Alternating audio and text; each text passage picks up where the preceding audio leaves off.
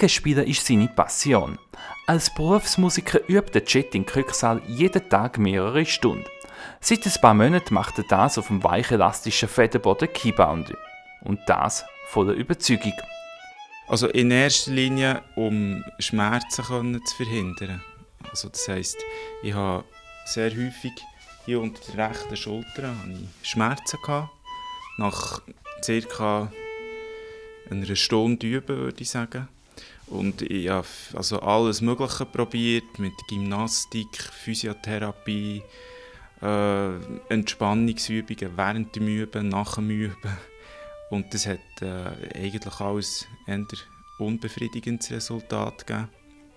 Und seit ich auf den Keybounder gehe, während dem Üben, also gehe ich immer drauf und wieder ein bisschen drauf, laufe ein bisschen um, gehe drauf, habe ich die Schmerzen absolut nicht mehr. Also das ist faszinierend.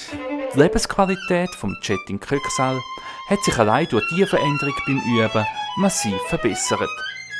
Wenn man berücksichtigt, dass man glaubt, sagt, der Herzinfarkt ist Schmerz 10, wenn man jetzt von 1 bis 10 geht, dann würde ich sagen, ja, jetzt mein Schmerz ist vielleicht ein 4, ein 3 oder ein 4 gewesen. Und jetzt, nachdem ich den Keybounder brauche, kann ich sagen, ist es bei 0, also mit gutem Gewissen. Schmerzfrei Musik machen, etwas, was die wenigsten Berufsmusiker können. Verspannungen und Fehlhaltungen sind gerade in dieser Branche weit verbreitet. Kennen, was es nicht betrifft. Darüber reden tut man eher weniger.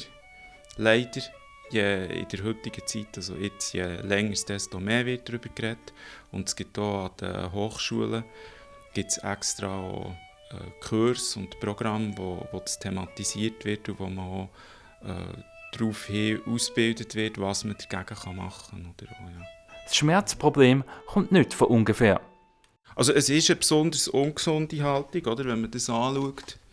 Also, es gibt niemanden, wenn ich da die Geige fortnehme zum Beispiel, also ich kenne niemanden, der in dieser Haltung rumläuft oder sich sonst bewegt oder so. Es ist sehr eine verdrehte Haltung. Der Kopf ist immer ungefähr auch gleich, also da gibt es auch häufig Probleme mit den Halswirbeln. Also es ist sehr eine unnatürliche Haltung, also bei der Geige besonders, ja. Die Frage, wieso der Chet in Krücksal keine Schmerzen mehr hat, seit er auf dem Keybounder übt, hat er sich selber auch gestellt. Ich glaube, der grosse Unterschied ist, wenn ich da jetzt so stehe und normal übe, dann bin ich, erstens mal ist die Haltung anders, also von der Wirbelsäule. Wenn ich jetzt da auf einem Keybounder stehe, habe ich das Gefühl, das Becken ist weiter vorne. Also man ist ein bisschen in den Knien. Und ein grosser Unterschied ist, man ist immer ein bisschen in Bewegung. Also es ist immer so ein bisschen die Bewegung, man muss immer mit den Füßen ausbalancieren. Und ich habe das Gefühl, das macht es halt einfach auch aus, dass man sich weniger verspannt. Ja. Was fürs Wohlbefinden ein Gewinn ist, wird fürs Musizieren zu einer Herausforderung. Ein Konzert also vortragen auf einem Keybounder könnte ich mir nicht vorstellen.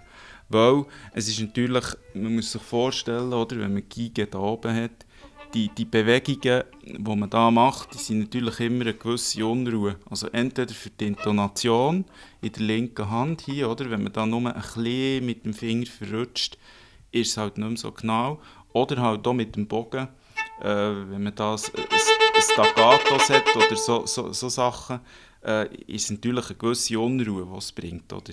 Und das geht dann auf Kosten der Präzision des Spiels. Aber zum Üben finde ich es eigentlich eine gute Übung, weil das zwingt einem dazu, es halt noch besser zu können. Oder der Sitz hat es dann eigentlich, dass der am Konzert sitzen oder? Auf den zweiten Blick bringt der Keybounder also sogar für Genauigkeit beim Spielen Vorteil mit sich. Trotzdem üben muss jeder Musiker selber und sich bewegen auch. Für den Chet in Krücksal lohnt sich der Schritt auf den Keybounder auf jeden Fall. Er kann heute wieder schmerzfrei musizieren und sich voll und ganz seiner Geige hingeben.